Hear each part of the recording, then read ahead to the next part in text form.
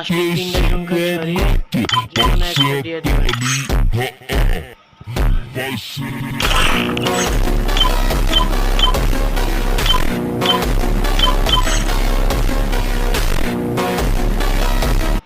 Tips and tricks ভুল।